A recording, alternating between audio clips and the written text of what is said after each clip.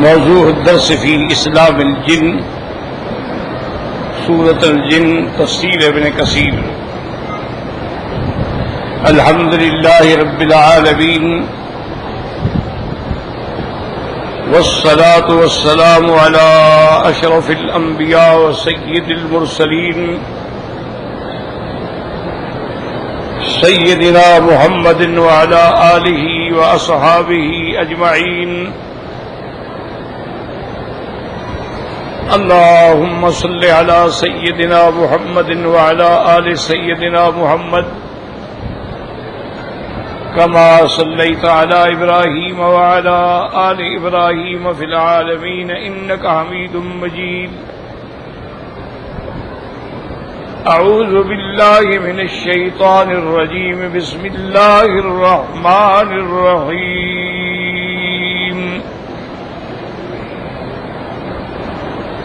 قل أوحي إلي أنه استمع نفر من الجن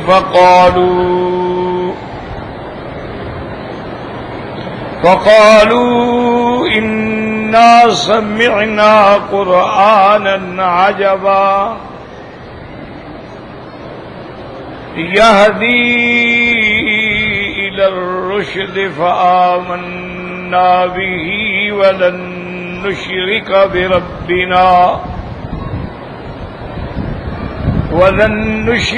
بربنا أحدا وأنه تعالى جد ربنا ما اتخذ صاحبة ولا ولدا وأنه كان يقول سفيهنا على الله شططا وأنا ظننا أن لن تقول الإنس والجن على الله كذبا.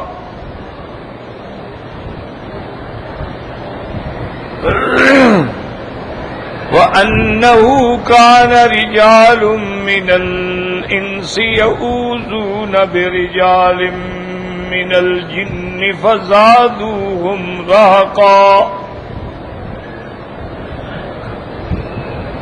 وأنهم ظنوا كما ظننتم أن لن يبعث الله أحدا.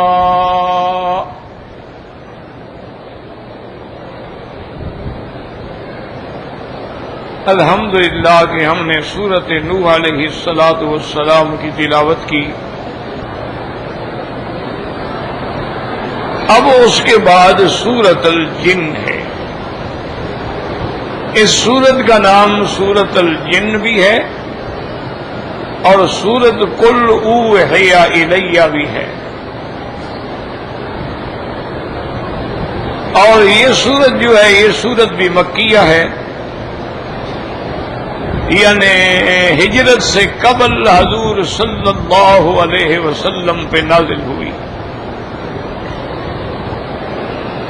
اور اس سورت میں جنات کے بارے میں بیان ہے.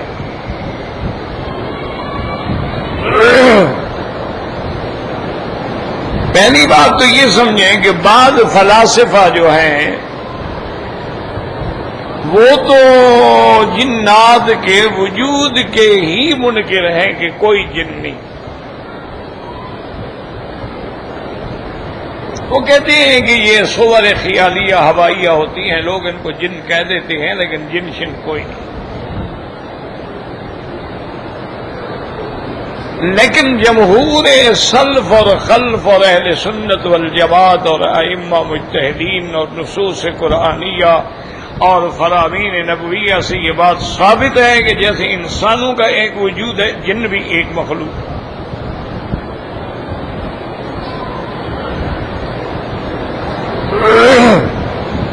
اسی لیے اللہ تبارک و تعالی نے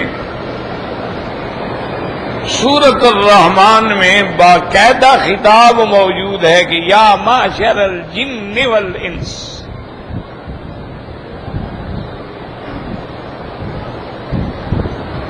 اور حضور صلی اللہ علیہ وسلم کا بھی فرمان ہے کہ وہ بعثت الی الانس والجن، اللہ نے مجھے انسانوں اور جنوں دونوں کے لیے نبی بنا کے بھیجا. تو اس کا معنی یہ ہے کہ جنات ہیں.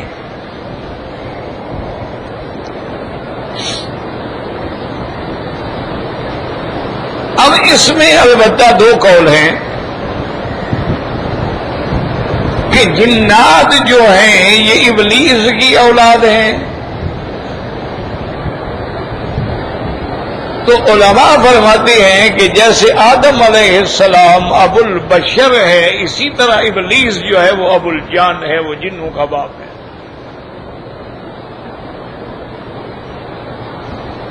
اور بعض علماء فرق کرتے ہیں، وہ کہتے ہیں کہ نہیں، ابلیس کی ذریت جو ہے وہ شیاطین ہیں، اور جن جو ہیں ان کی جو سلسلہ نسب ہے وہ ابو الجان ہے. جن یعنی الگ ہیں، شیاطین الگ ہیں.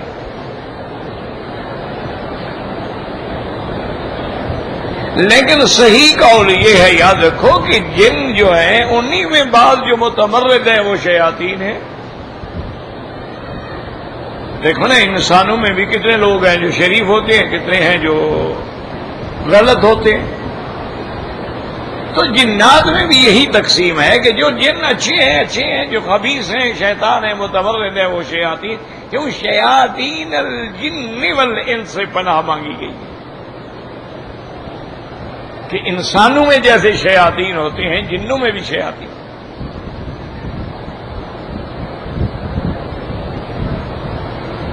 اسی طرح آپ دیکھیں کہ سورۃ الناس میں بھی اللہ تبارک و تعالی نے ارشاد فرمایا کہ قل اعوذ برب الناس ملک الناس الہ الناس من شر الوسواس الخناس الذی یوسوس فی صدور الناس من الجنۃ والناس. تو جن بھی ہے اور انسان بھی. یہی وجہ ہے نا جی کہ جیسے حدیث مبارک میں آتا ہے کہ جب رمضان المبارک کا مہینہ شروع ہوتا ہے، اصفدت الشیاطین کے شیطانوں کو بند کر دیا جاتا ہے.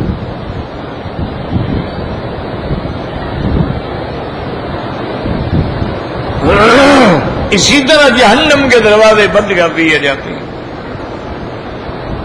دعا فرمائیں کہ اللہ ہمیں بھی رمضان المبارک نصیب فرمائیں اور اس کے ثمرات و برکات بھی نصیب فرمائیں، اور اخلاص کے ساتھ اس میں صیام و قیام بھی نصیب فرمائیں.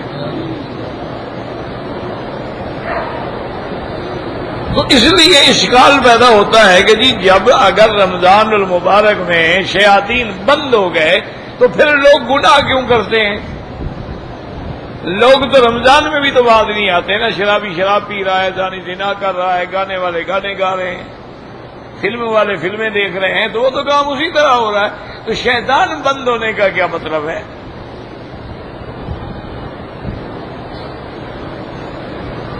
تو اس کے علماء نے دو جواب دیے. ایک تو جواب یہ ہے کہ 11 مہینے تک جو شیطان نے ہمیں گمراہ کیا ہے اس کے اثرات تو رہیں گے نا، چاہے اس کو بند کر دو. بھئی وہ 1 مہینہ تو شرارت نہیں کر سکتا، لیکن 11 مہینے تو کرتا رہا نا.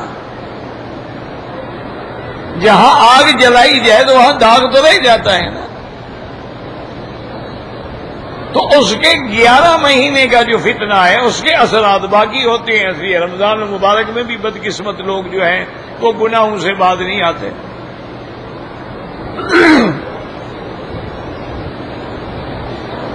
اور بعض علماء فرماتے ہیں کہ بھی اللہ نے خود فرما دیا من الجنۃ والناس، شیطان جنوں میں بھی ہیں انسانوں میں بھی ہیں. جنوں والے بند ہو گئے کہ انسانوں والے تو موجود ہیں نا، وہ تو اپنا کام کر رہے ہیں، ان کے اثرات تو باقی ہیں. اس لیے ایک مسئلہ سمجھ لیں کہ جنوں کا وجود برحق ہے، اور یہ مسئلہ بھی سمجھ لیں کہ جیسے انسانوں میں مسلمان بھی ہیں کافر بھی، اسی طرح جنوں میں بھی مسلمان بھی ہیں کافر بھی۔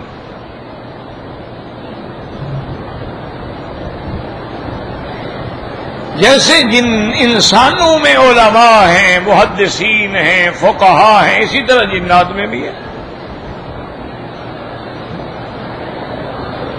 جیسے انسانوں میں صحابی ہیں، جنوں میں بھی صحابی ہیں۔ جیسے انسانوں میں تابعین ہیں، جنہوں نے صحابہ کو دیکھا، جنوں میں بھی موجود ہے۔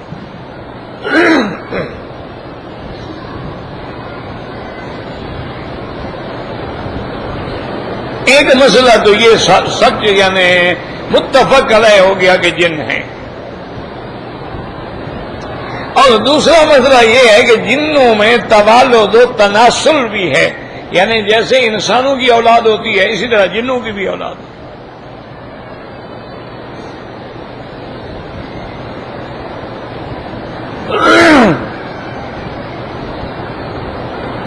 اور جنات کو بھی اللہ نے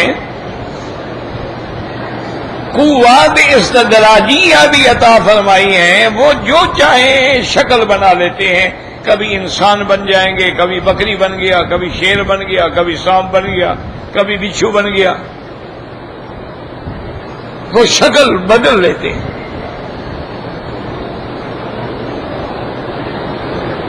اس لیے یہ بڑا مشہور واقعہ ہے، اور علماء کی سند میں ایک شیخ الجنی کا بھی ذکر آتا ہے۔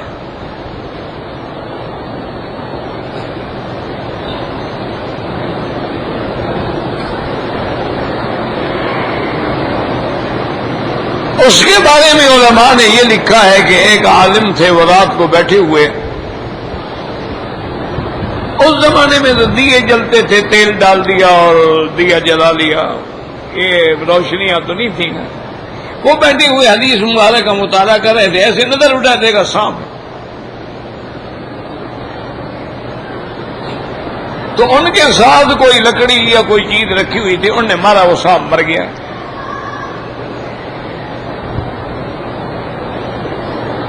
تھوڑی دیر گزری کہ چند آدمی آ گئے، جیسے سپاہی ہوتے ہیں، پولیس کی وردی میں ہوتے ہیں، انہوں نے آ کے مولانا کو پکڑ لیا، انہوں نے کہا حضرت چلیں اب آپ نے ہمارا بندہ مار دیا، آپ قتل کیا آپ نے۔ انہوں نے کہا میں نے کوئی قتل نہیں کیا۔ انہوں نے کہا نہیں، بس اب یہ فیصلہ تو ہمارا بادشاہ کرے گا نا۔ تو وہ ان کو پکڑ کے لے آئے تو کوئی پتہ نہیں لگا، انہوں نے کہا کہ بند کریں، بند کیا تو دیکھا تو دنیا ہی نرالی ہے، وہاں تو بڑی مخلوق ہے، اور وہاں تو بڑے انتظامات ہیں، اور دربار لگا ہوا ہے، اور بادشاہ بیٹھا ہے، اور پہرا ہے، اور پولیس ہے، اور سیکورٹی ہے، اور حیران ہو گئے۔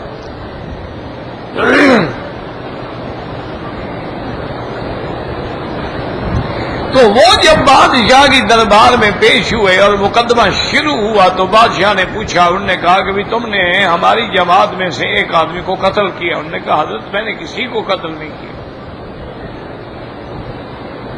انہوں نے کہا تمہارے سامنے لاش اٹھا کے لائے۔ انہوں نے کہا حضرت وہ سانپ تھا، اور ہمیں اسلام شریعت میں یہ اجازت دیتا ہے کہ ایک تو ہم اسی کو ماریں، اور دوسرا حضور کی حدیث ہے کہ من تشبہ بقوم فہو منہم، کہ جو آدمی جس قوم کی شکل بنائے گا اسی میں سے شمار کیا جائے گا۔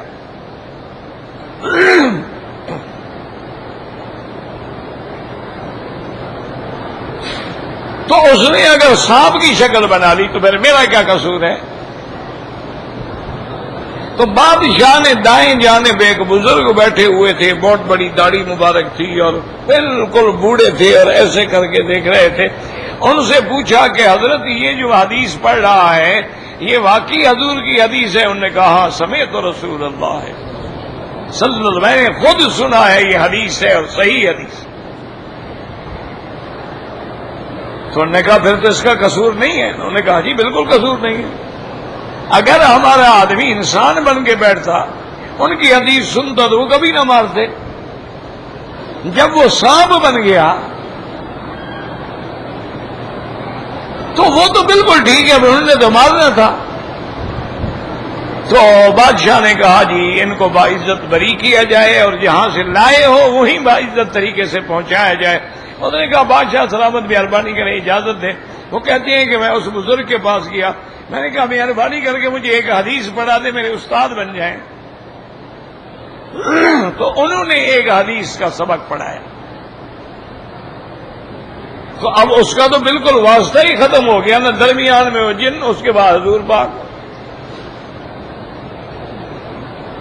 یعنی جیسے کوئی آدمی حضرت عمر کی زیارت کرے اور وہ کہے گا ان عمر بن الخطاب قال رسول اللہ صلی اللہ علیہ وسلم, بھئی مجھے حضرت عمر نے فرمایا, حضرت عمر نے حضور سے سنا, تو درمیان میں صرف ایک واسطہ ہے.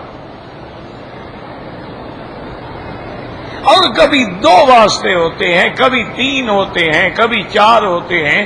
تو جتنے واسطے کم ہوتے ہیں اتنی سند کا مقام اونچا ہوتا ہے.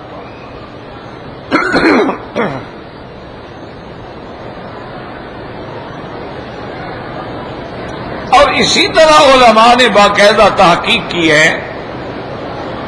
حضرت شاہ عبد العزیز رحمت اللہ علیہ, انہوں نے باقاعدہ ایک کتاب لکھی ہے.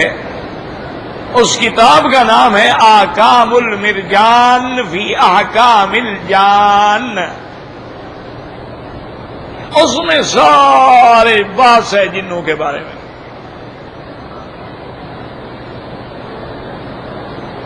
اور اس میں بھی کوئی شک نہیں ہے کہ اللہ کے قرآن نے ہمیں کہا ہے کہ حضرت سلیمان علیہ السلام کے اللہ نے جن بھی تابع کر دیے,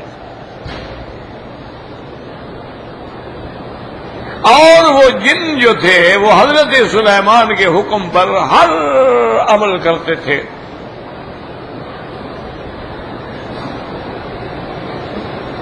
اور قرآن میں نص موجود ہے کہ جب سلیمان علیہ السلام کو ہدہد نے رپورٹ دی کہ ایک ملکہ ہے اور اس کا تخت ہے اور وہ سورج کے پجاری ہیں, تو حضرت نے فرمایا کہ ایکم یاتینی بعرشہا, میری جماعت میں کون ہے جو اس کا تخت اٹھا کے لے آئے. قال عفریت من الجن, جنوں کا جو بڑا سرکش تھا نا عفریت, نے کہا یا حضرت اگر اجازت دیں انا آتی کبھی قبل ان تقوم من مقامک, آپ کی جو مجلس کی دیر ہے نا اتنی دیر میں اٹھا کے لے آؤں گا. تو قال عفریت من الجن, تو قرآن میں وہاں بھی جن کا ذکر موجود ہے.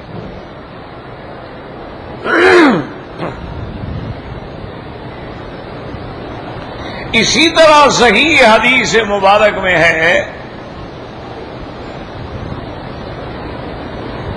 حضور سیدنا محمد مصطفیٰ احمد مجتبی صلی اللہ علیہ وعلا آلہ واصحابہ وسلم سورۃ الرحمن آپ نے صحابہ کے سامنے تلاوت فرمائی.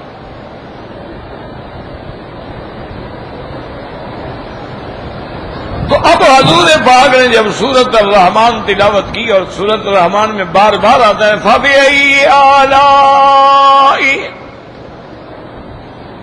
رَبِّكُمَا تُكَذِّبَانِ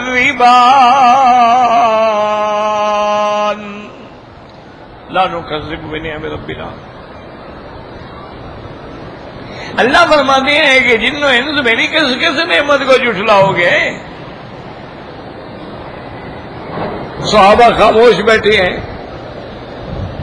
حضور پاک نے فرمایا صحابہ سے کہ سورۃ الرحمن میں نے جنوں پر بھی پڑھی ہے, انہم احسن منکم ردا, وہ تم سے بہتر جواب دینے والے نکلے. کہ میں نے جب بھی کہا فَبِأَيِّ آلَاءِ رَبِّكُمَا تُكَذِّبَانِ,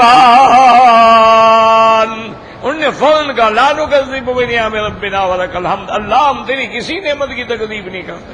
تم لوگ خاموش بیٹھے ہوئے تو تم سے تو پھر جن بیٹھے رہے, وہ ہر بات میں جواب دیتے رہے.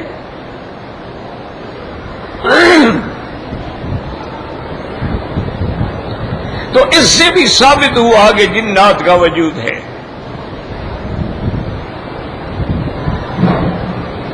اسی طرح ایک واقعہ آتا ہے، عمیر ابن رافع ایک انسان ہیں، وہ فرماتی ہیں کہ میں سفر میں تھا اور زمانہ جاہلیت میں یہ رواج تھا کہ لوگ جب رات کو سفر کرتے تھے اور جنگلوں میں صحراؤں میں آ کے ٹھہرتے تھے تو وہ ٹھہرنے کے وقت کہتے تھے اعوذ بعظیم ھذا الوادی من الجن، کہ ہم اس وادی کا جو جنوں کا بڑا سردار ہے اس کی پناہ پکڑتے ہیں۔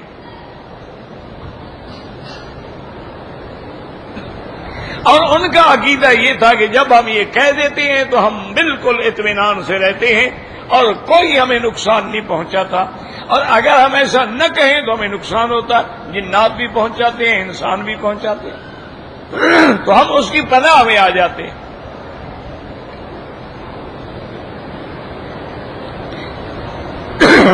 وہ فرماتی ہیں کہ میں نے اسی طرح کہا اور سو گیا۔ میں نے خواب میں دیکھا کہ 2-3 نوجوان ہیں اور نیزہ لے کے آ رہے ہیں مجھے مارنے کے لیے۔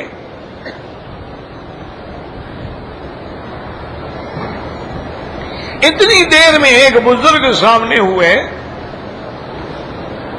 انہوں نے ان کو روکا اور کہا کہ خبردار حملہ مت کرنا، تم نے شکار کرنا ہے تو جاؤ وہ جانور پھرے ان کو شکار کرو۔ وہ کہتی ہے وہ اس کے کہنے سے چلے گئے، اور اس بزرگ نے مجھے کہا کہ بے وقوف آدمی تم کیا کہہ رہے ہو، آئندہ اگر کسی جگہ تم ٹھہرو تو کہا کرو اعوذ برب محمد، میں رب محمد کی پناہ مانگتا ہوں۔ تو میں نے کہا بھی محمد کون ہے صلی اللہ علیہ وسلم؟ انہوں نے کہا تمہیں پتہ نہیں ہے انہو نبی وہ تو اللہ کا نبی ہے۔ میں نے کہا اللہ کے بندے وہ کہاں ہوں گے؟ تو انہوں نے کہا کہ مدینہ منورہ میں وہ پہنچ چکے ہیں ہجرت کر کے، وہ مکے میں پیدا ہوئے ہیں لیکن ہجرت فرما کے مدینہ منورہ میں آ گئے ہیں۔ کہتے میری آنکھ کھل گئی اور میں نے سارے کام چھوڑے اور سیدھا مدینہ۔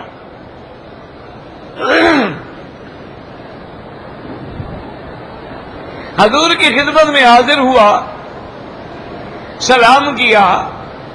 حضور نے فرمایا اچھا بھائی وہ کیا ہوا تمہارے ساتھ رات کو جنات نے کیا کیا؟ میں نے ذرا واقعہ سنایا اور اس کے بعد میں نے الحمدللہ کلمہ پڑھا اور اسلام قبول فرما لیا۔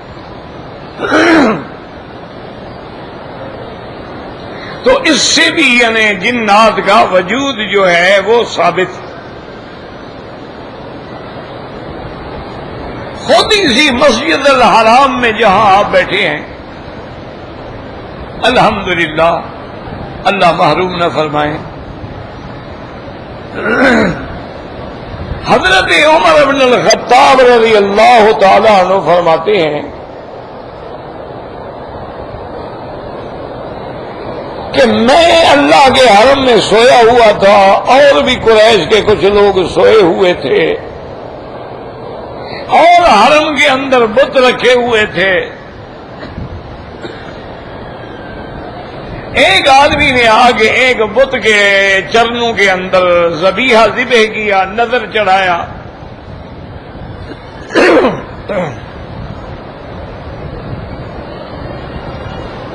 کہتی ہے میری بھی آنکھ پھر لگ گئی۔ میں نے کہا کوئی آدمی ہے نہ، اور ہمارے یہاں عام ہوتا تھا کہ بتوں کے چرنوں میں آ کے جانور ذبح کرتے تھے۔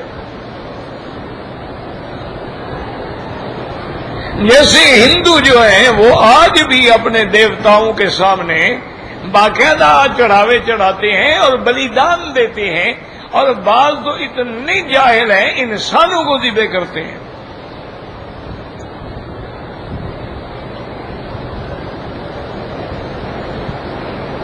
تو حضرت عمر رضی اللہ تعالیٰ عنہ فرماتے ہیں کہ یکدم آواز آئی کہ یا جلیح،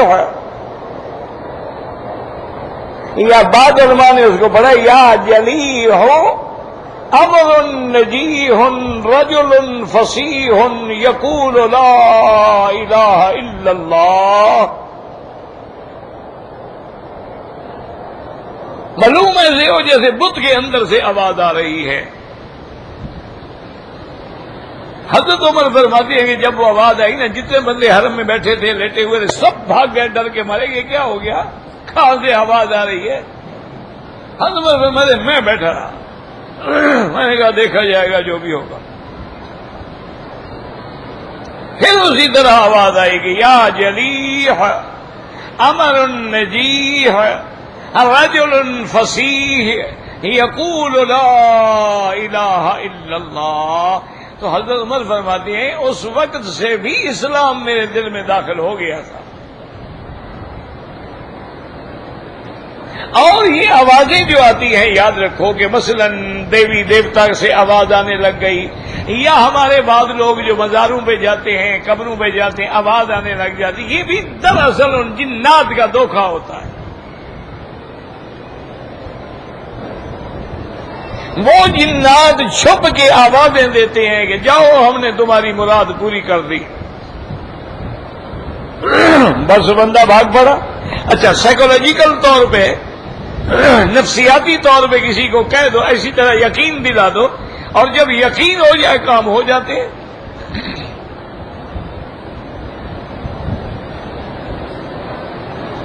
اور یہی ہوتا ہے ہندوؤں کے ساتھ بھی ہوتا ہے، اور یہی بدھ مت والوں کے ساتھ بھی ہوتا ہے کہ وہاں جو بدھ کے بڑے بڑے مجسمے ہیں اور بڑے بڑے مندر ہیں، اور ان کے جو پجاری ہیں وہ سر پہ اس طرح پھرواتے ہیں، گیروے کپڑوں میں رہتے ہیں اور مشقت کی زندگی میں بسر کرتے ہیں، کوئی اعلیٰ کھانا نہیں کھاتے، شادی نہیں کرتے، عیاشی نہیں کرتے، شرابیں نہیں پیتے، تو ان کو بھی وہ آوازیں دے کے اس طرح گمراہ کرتا ہے۔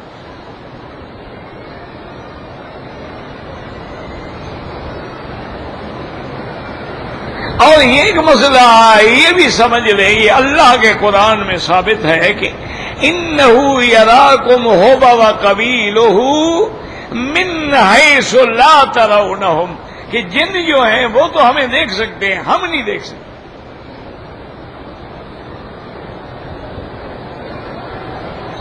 یعنی جنات جو ہیں وہ ہمیں دیکھتے ہیں،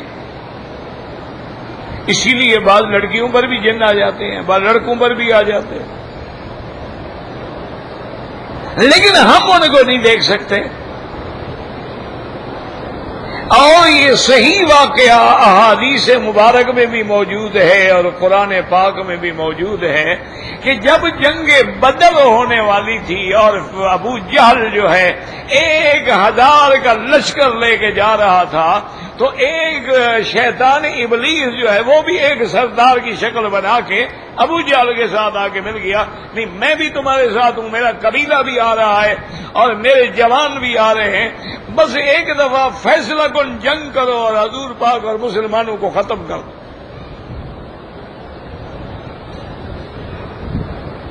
اب ابو جہل کی وہ ہمت بڑھا رہا ہے اور اسی نشے میں آ رہا ہے۔ جب میدان بدر کے قریب پہنچے تو وہ ہٹنے لگا، وہ سردار جو تھا، تو ابو جہل نے اس کو پکڑا اور کہا بھائی کدھر جا رہے ہو؟ ابھی تو ہم میدان میں آئے، ابھی جنگ ہی نہیں ہوئی۔ اور چھوڑو بس میں جا رہا ہوں۔ انہوں نے کہا کیا ہو گیا؟ انہوں نے کہا انی ارا ما لا ترون، ابو جہل تم نہیں دیکھ سکتے ہو، میں دیکھ رہا ہوں۔ اس کو نظر آ گیا کہ اللہ کے فرشتے آئے ہوئے ہیں، جن تو دیکھ سکتا ہے، ابو جہل تو نہیں دیکھ سکتا تھا۔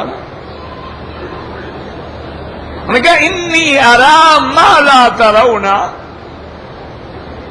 اور آگے کہتے انی اخاف اللہ، میں اللہ سے ڈرتا ہوں، اللہ کے عذاب والا سخت ہے۔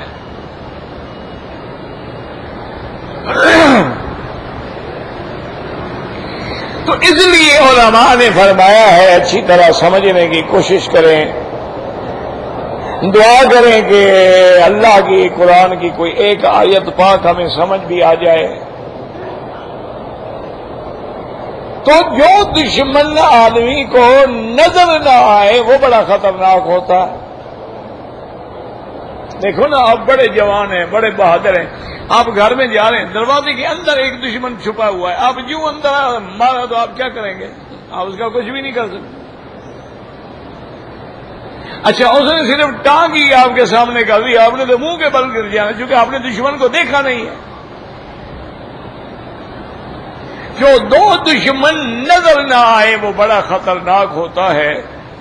اس لیے ہمیں اسلام تعلیم دیتا ہے کہ شیطان چونکہ تمہیں نظر نہیں آتا، اس کے حملے سے بچنا ہو تو تم بھی اس کی پناہ پکڑو جس کو کوئی بھی نہیں دیکھ سکتا۔ فوراً کہو کہ اعوذ باللہ من الشیطان الرجیم۔ تو جب ہم نے اللہ کی پناہ پکڑ لی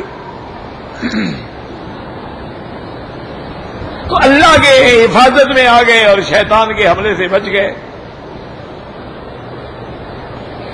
اسی لیے حکم ہے کہ تمہارے دل میں اگر شیطان وسوسے ڈال رہا ہے، گناہ کے خیالات پیدا کر رہا ہے، فوراً بس اعوذ باللہ من الشیطان الرجیم بار بار پڑھو۔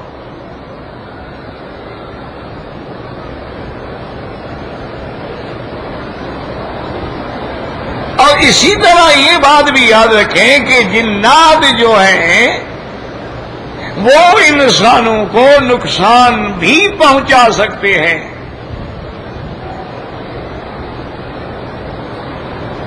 ایک دن میرے مدنی پاک نے رحمت دو عالم نے رحمت دو جہاں صلی اللہ علیہ وسلم نے فرمایا کہ بھئی میں آج جنوں کو اسلام سنانے کے لیے جاتا ہوں۔ اچھا اللہ کی شان ہے، یہ ہمارے دین کے جو مدرسے ہوتے ہیں اس میں بھی جن پڑھتے ہیں، قرآن پڑھتے ہیں، حدیثیں پڑھتے ہیں، پتہ تو نہیں لگتا نا آدمی کو، طالب بن کے رہتے ہیں۔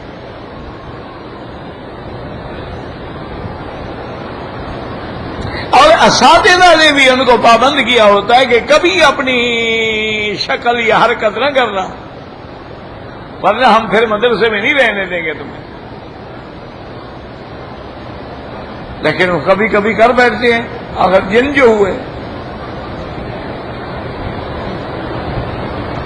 تو حضور پاک نے فرمایا کہ میں آج جنات کی طرف جانا چاہتا ہوں، کون میرے ساتھ جائے گا؟ صحابہ بیٹھ گئے ڈر چپ کر کے۔ حضرت عبداللہ ابن مسعود فرماتے ہیں کہ میں نے کہا کہ میں جاؤں گا، آپ نے فرمایا ٹھیک ہے۔ حضور حضرت عبداللہ ابن مسعود کو لے کے چل پڑے مکہ مکرمہ سے جانب معلی، یعنی جہاں جنت المعلی کی طرف۔ جب باہر گئے تو ایک جگہ پر حضور کھڑے ہوئے اور آپ نے فرمایا کہ اپنی لکڑی سے خط ایسے گول دائرہ بنایا اور فرمایا عبداللہ تم اس دائرے کے اندر بیٹھ جاؤ، باہر نہیں نکلنا، اسی کے اندر بیٹھے جاؤ۔ اسی کو بزرگ کہتے ہیں نا کہ جی اس نے کڑا دے دیا، حصار کر دیا، یہی حصار ہوتا ہے۔ جیسے آپ گھر سے نکلیں آیت الکرسی پڑھ کے دم کر دیں، اللہ گھر کو محفوظ رکھے، حصار ہو گیا۔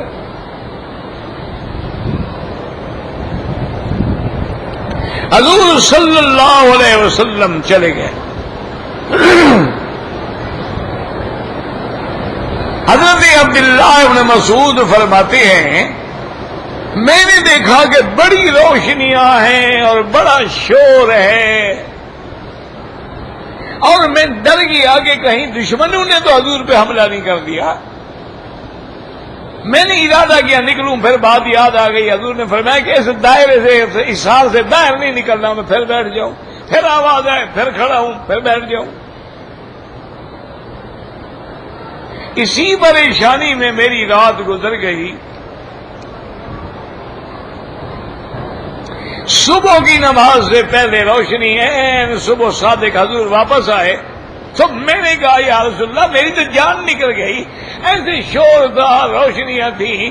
آپ نے فرمایا اچھا ہوا کہ تم اسی سال سے باہر نہیں نکلے، اگر تم اس دائرے سے باہر نکلتے تو جن تمہیں اٹھا کے لے جاتے اور تیرے ٹکڑے ٹکڑے کر دیتے۔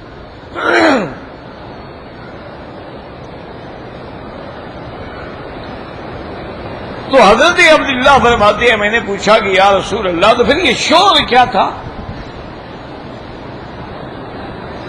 تو حضور پاک نے فرمایا بھئی جنات آئے تھے اور وہ مجھ سے اپنے جھگڑوں کے فیصلے کرا رہے تھے تو وہ شور مچا رہے تھے. تو اس حدیث مبارک سے بھی ثابت ہوا کہ جنات کا وجود ہے اور جن حق ہے. اسی طرح حضور صلی اللہ علیہ وسلم ایک دفعہ حرم سے تشریف لے جا رہے تھے اسی طرف جیسے باب السلام ہے.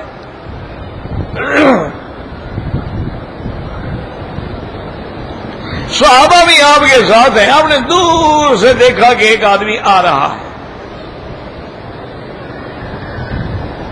آپ نے صحابہ سے فرمایا کہ ہی مشیت الجن، یہ آنے والا معلوم ہوتا ہے جن ہے، اس کے چلنے سے معلوم ہوتا ہے جن کی چال ہے. یہ بہرحال وہ قریب آ گیا، اس نے سلام کیا.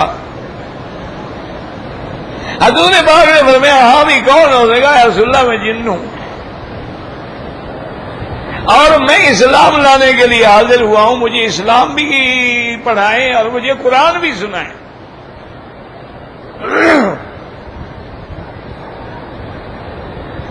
حضور پاک نے اس کو بیعت بھی فرمایا اسلام پہ اور قرآن بھی سنایا.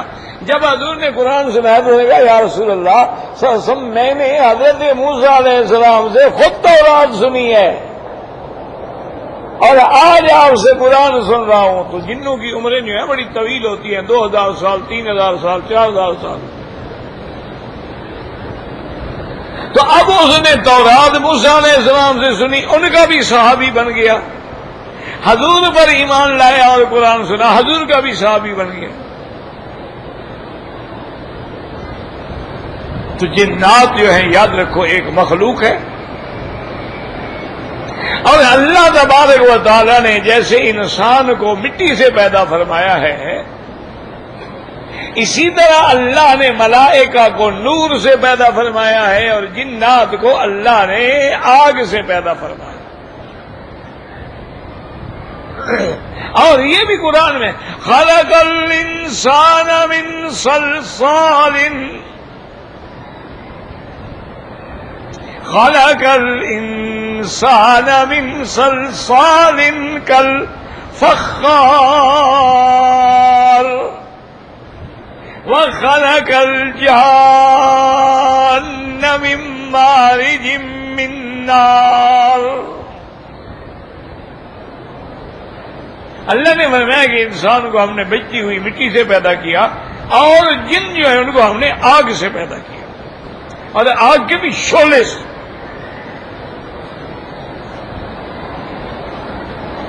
اور اسی لیے اللہ نے قرآن میں فرمایا کہ جب میدان حشر ہوگا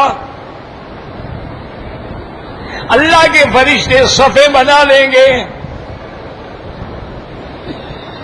ہر آسمان کے فرشتے اتریں گے سب بنا لیں گے، دوسرے اتریں گے سب بنا لیں گے، تیسرے تو 7 صفیں بن جائیں گی.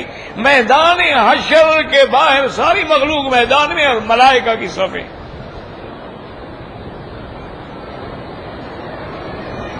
تو وہاں بھی اللہ نے فرمایا کہ یا معشر الجن والانس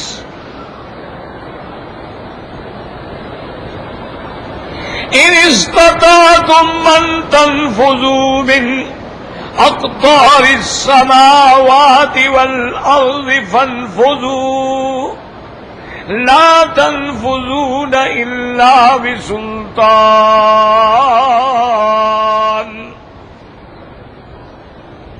اللہ حکم دیں گے کہ اے جنو انس نکل سکتے ہو تو بھاگ جاؤ. کون نکل سکتا ہے؟ تو وہاں بھی جن اور انس کا لفظ.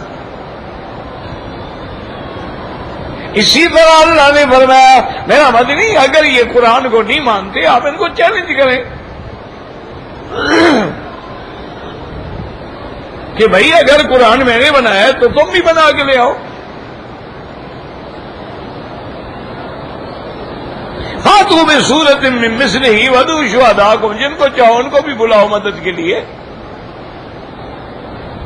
اور اللہ نے فرمایا میرا محبوب یہ نہ بنا سکے ہیں نہ قیامت تک قرآن کے مقابلے پہ آ سکتے ہیں. اسی طرح اللہ نے فرمایا قل ان اجتمعت الانس والجن علی ان یأتوا بمثل هذا القرآن لا یأتون بمثله وَلَوْ كَانَ بَعْضُهُمْ لِبَعْضٍ ظَهِيرًا۔ اللہ نے فرمایا کہ چاہے دنیا کے انس اور جن دونوں مل کے مقابلہ کریں لیکن اللہ کے قرآن کا مقابلہ نہیں کر سکتے، تو اس سے بھی جن کا وجود جو ہے وہ ثابت ہو۔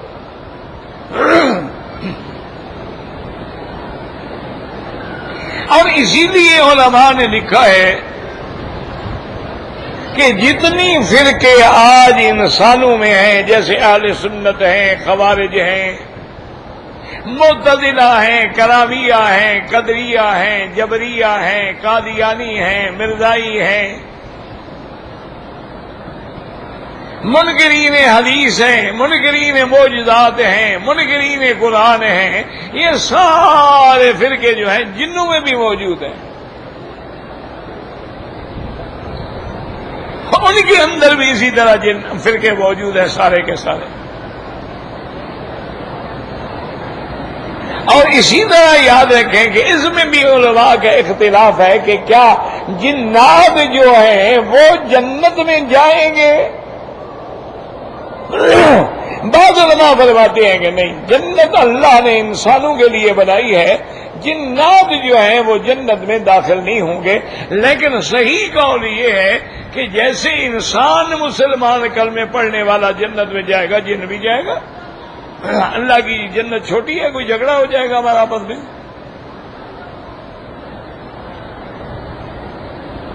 تو جنات جو ہیں ان کو بھی اللہ جنت میں بھیجیں گے، اور ان کے جو کافر ہیں ان کو بھی جہنم میں جلنا پڑے گا۔ تو لہذا سورۃ الجن کے اندر واقعات کا تعلق جو ہے وہ جنات سے،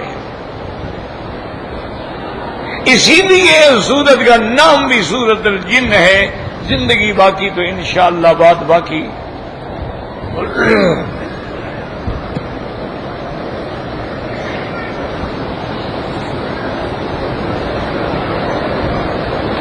بھئی حج بدل جو ہے ایک نفلی عبادت ہے، اب جس کے لیے چاہے کر، کوئی منع نہیں۔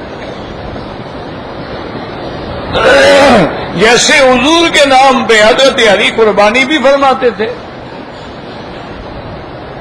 حضور پاک نے بھی ساری امت کے لیے قربانی فرمائی۔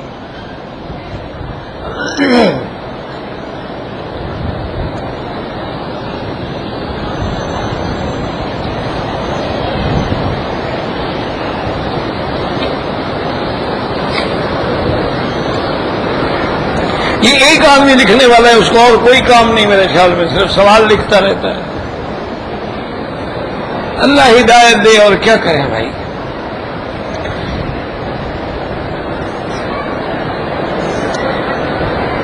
کہ دو گھروں میں کسی رقم کی وجہ سے لڑائی ہوئی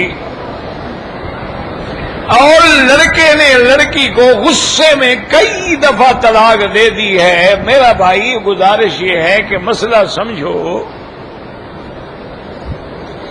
ایک تو طلاق جب بھی کوئی دے گا غصے میں دے گا، محبت میں بھی کوئی دیتا ہے بھلا؟ یعنی آپ نے آج تک کوئی ایسا واقعہ سنا ہے کہ آدمی جائے اور بیگم سے کہے کہ جناب آج تو میرا دل آپ پر بس ٹوٹ کے پیار کر رہا ہے اور ہدیہ طلاق قبول فرماؤ؟ کوئی کہتا ہے؟ جھگڑا ہوگا تو طلاق دے گا نا۔ تو طلاق ایک ایسی بلا ہے، جھگڑا ہو، مذاق ہو، آمدن ہو، چڑھانے کے لیے ہو، طلاق ہو جائے۔ جہاں تک مسئلہ ہے رجوع کا، اگر ایک طلاق ہے رجوع ہو سکتا ہے، دو ہے ہو سکتا ہے، تین ہے نہیں ہو سکتا۔ 3 طلاقوں کے بعد طلاق مغلظہ ہے۔ اب جب تک وہ عورت دوسرے بندے سے نکاح کرے، حلالہ ہو، پھر وہ چھوڑ دے، پھر عدت گزرے، پھر پہلے شوہر سے نکاح کرے، ورنہ نہیں ہو سکتا۔ اور امام ابو حنیفہ رحمت اللہ علیہ اسی طرح امام شافعی رحمۃ اللہ علیہ، اسی طرح امام مالک رحمۃ اللہ علیہ، امام احمد ابن حنبل رحمۃ اللہ علیہ بھی اپنے ایک قول میں، یعنی یہ چاروں امام فرماتے ہیں کہ 3 طلاق ہے تو 3 ہو۔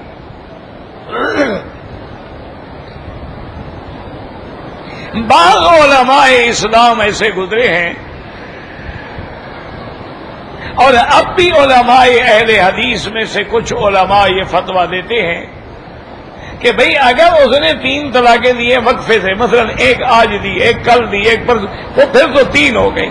اگر ایک جگہ کھڑے کھڑے اس نے 3 دفعہ کہہ دیا ہے تو وہ 1 شمار ہوگی۔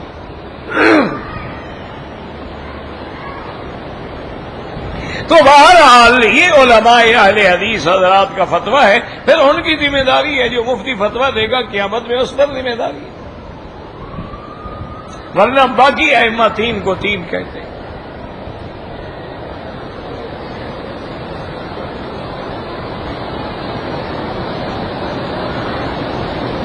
کہتے ہیں جی کہ ہمارے ساتھ جو ہے شیعہ کا ایک مرکز ہے، امام باڑہ بھی کہتے ہیں، امام بارگاہ بھی کہتے ہیں، جو مرضی ہے کہو، ان لفظوں سے کیا ہو جائے گا؟ آپ مندر کو کوئی کندر کہہ دیں گے تو کیا ہو جائے گا؟ امام بگاڑا کہہ جائیں گے تو کیا ہو جائے گا؟ یاد رکھو میرے بھائی، نہ شیعہ ختم ہوتے ہیں نہ سنی ختم ہوتے ہیں۔ یہ حضرت عثمان کے زمانے سے چلے آ رہے ہیں، 1400 سال گزر گئے، تو اب آپ ختم کر دیں گے؟ یہ قیامت تک جھگڑے چلتے رہیں گے۔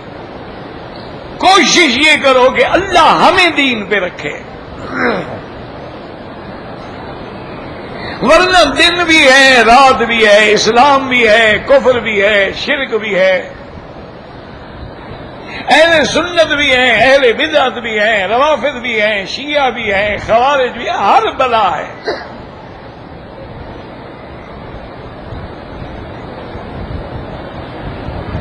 تو اس لیے ان کا یہ کہنا کہ سیدہ فاطمہ الزہرا رضی اللہ تعالی عنہا کا فدق ایک باغ تھا، وہ اصحاب ثلاثہ نے، یعنی حضرت ابو بکر، عمر، عثمان رضوان اللہ علیہم اجمعین نے چھین لیا۔ میں تو بات کو سمجھا کرو، بی بی کے بعد تھا کہاں جو چھین لیا؟ چھین تو وہ چیز جاتی ہے نا جو پہلے کسی کے پاس ہو، بی بی کے پاس تو کبھی فدق نہیں تھا۔ البتہ حضور کی زندگی میں اس چیز علاقے سے جو کھجوریں آتی تھی یا جو آمدنی آتی تھی، وہ حضور اپنے سارے اہل بیت پہ، ازواج مطہرات سب پہ تقسیم فرماتے تھے۔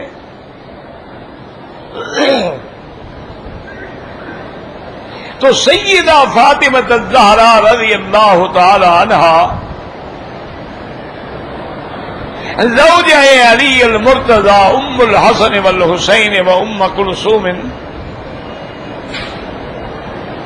آپ کے دماغ میں قرآن کی یہ آیت آ گئی کہ بھئی یوصیکم اللہ فی اولادکم للذکر مثل حظ الانثیین، اللہ نے میراث کا حکم دیا ہے، تو اب حضور کی تو وفات ہو گئی، لہذا ہمارا میراث ہمیں ملنا چاہیے۔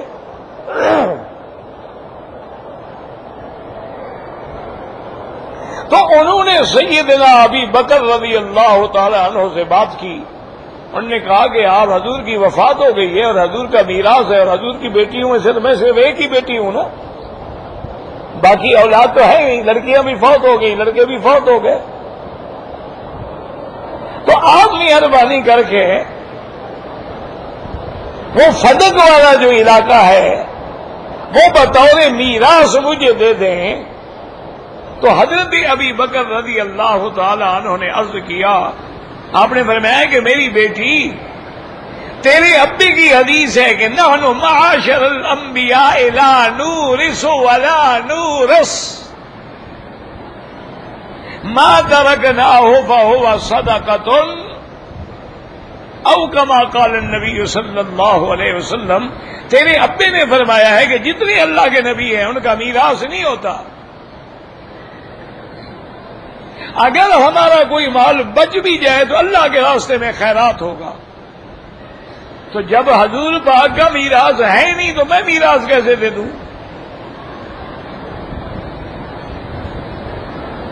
اللہ کے نبی کا میراث ہوتا ہی نہیں.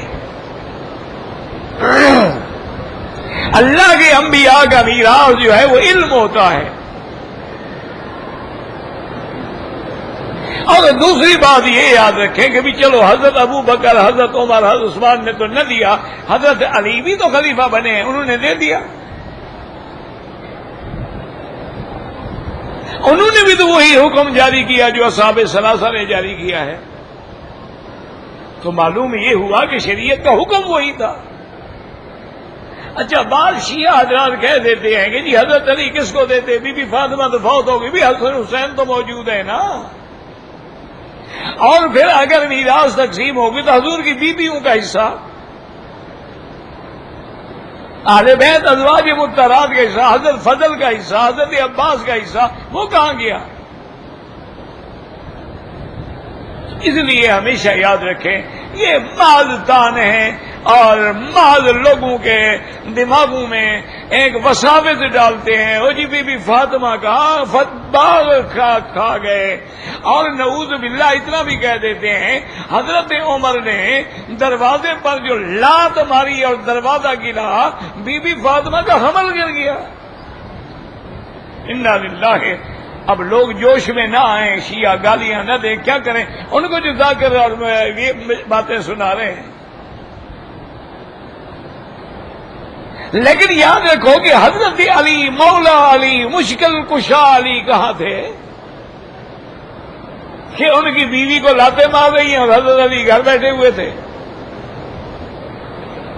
ان کی اولاد کو کربلا میں شہید کیا جا رہا ہے اور حضرت علی مدینے میں بیٹھے ہوئے ہیں. تم تو کبڈی کھیلتے ہو تو یا علی بدر کا نعرہ لگاتے ہو، حضرت علی آ جاتے ہیں. یہ جاہلوں کی باتیں ہیں. انبیاء کی کوئی میراث نہیں ہوتی.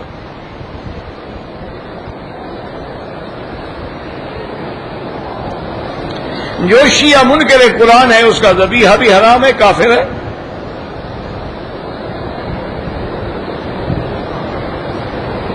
بدعت والے آدمی کے ساتھ جو ہے بدعت والے سے نفرت کریں، کیونکہ بدعت جو ہے وہ اس کی عزت کرنا. حضور نے فرمایا من وقر صاحب بدعت، کوئی اہل بدعت کی اگر عزت کرتا ہے اس نے اللہ کے نبی کے دین کو گرا دیا ہے.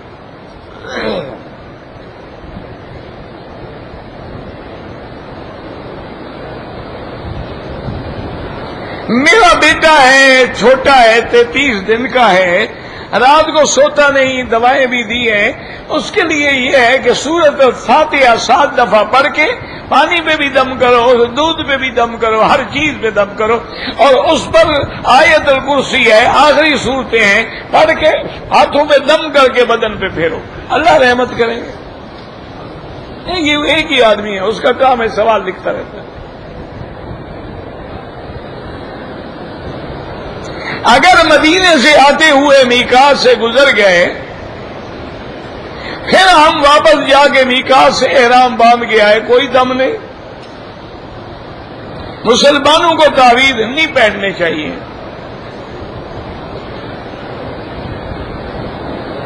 مسلمان عورت جو ہے وہ حیض سے ہوتی ہے، مرد عورت ہم بستری بھی کرتے ہیں. کیا مطلب اس کا ہے؟ ہم بستری نہ کریں کیا کریں؟ مجھے تو سمجھ نہیں آیا آپ کیا پوچھ رہے ہیں. مقصد ہے شادی کر لے اس کے بعد ہاتھ ہی نہ لگائے. سمجھ ہی نہیں آیا مجھے کیا پوچھا. ایک آدمی مدینہ منورہ سے عمرے کے لیے آیا، عمرہ کر لیا، حلق نہیں کرایا، مدینے چلا گیا. اب وہاں حلق کرائے، جب تک حلق نہیں کرائے گا دم عمرے سے نہیں نکلے گا، اور دم بھی پڑ گئی، کیونکہ حلق اس کو مکے میں کرانا تھا، حد حرم میں کرانا تھا.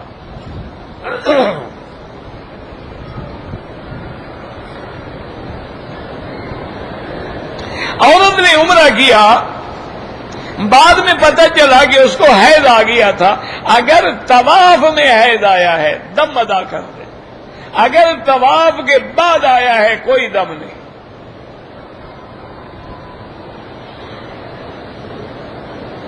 حضرت آدم سے لے کر قیامت تک ساری مخلوق کے لیے ایک طواف کا وہ نہیں ہوتا جناب، ان کے لیے دعا ہوتی ہے. یہ ایک طواف میں سب کا رگڑا نکالنا چاہتا ہے.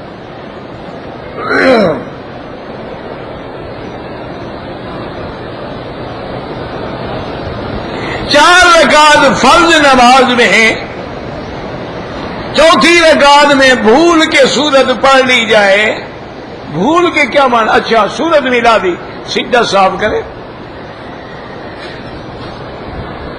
جوتی آگے نہ رکھیں، دائیں رکھیں، اگر دائیں بھی بندے ہیں تو بائیں رکھیں، حضور نے فرمایا دائیں اور بائیں بھی بندے ہیں تو 2 ٹانگوں کے درمیان میں رکھیں، سجدے کے لیے آگے نہ رکھیں۔ دوران طواف اگر مجھے چکر بھول جائیں تو مجھے ساتھ لے جایا کرو، میں گنتا رہوں گا،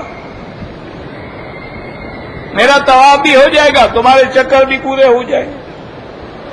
اللہ کے بندے گنو، گنتے جاؤ، بھول جاتے تو میں کیا کروں؟ یہ مسئلہ ہے کوئی؟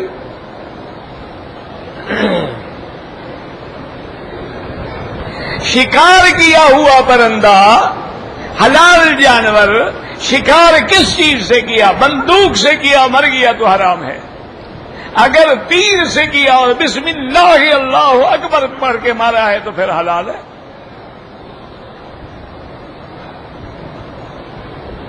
عورتوں کے لیے ضروری ہے کہ وہ طواف کرے، پھر نفلی عبادت ہے، ضروری تو مردوں کے لیے بھی نہیں ہے، ہمت ہے کر لو، نہیں ہے نہ کرو۔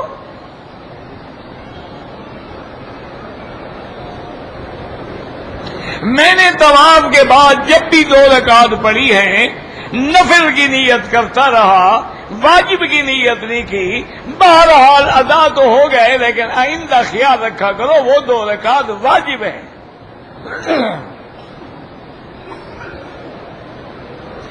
وتر میں رکوع کے بعد کھڑے ہو کر اردو میں بھی دعا مانگی جا سکتی ہے، بالکل نہیں مانگی جا سکتی، وہی دعا ہوگی جو حضور پاک نے مانگی ہے۔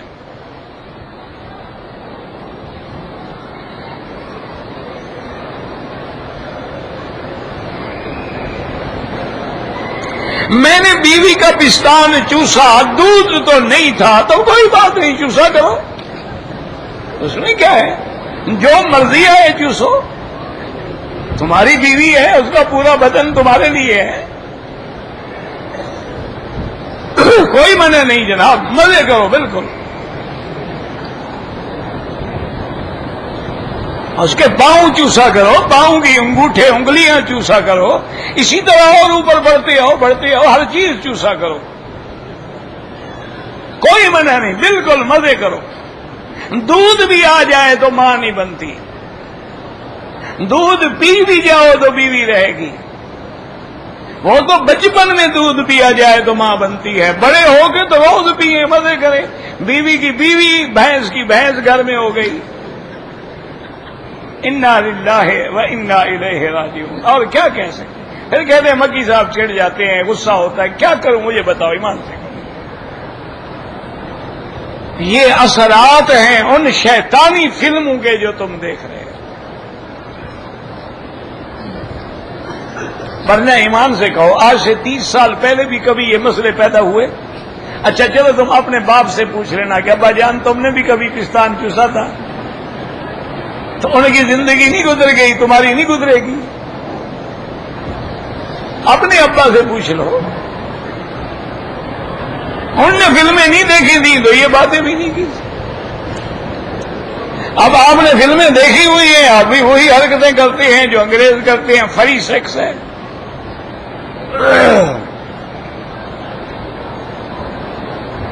ہماری مسجد میں امام بدعتی ہے، بدعتی کے پیچھے نماز نہیں ہوتی، اپنی جماعت کا لو۔ آب زمزم کھڑے ہو کے پی لو تو جائز ہے، افضل یہ ہے کہ بیٹھ کے پیو۔ 1 لاکھ کی فضیلت پورے مکے کے شہر میں ہے۔ بدعت حسنہ سے مراد ہوتی ہے لغوی طور پہ، شرعی طور پہ بدعت ہوتی ہے۔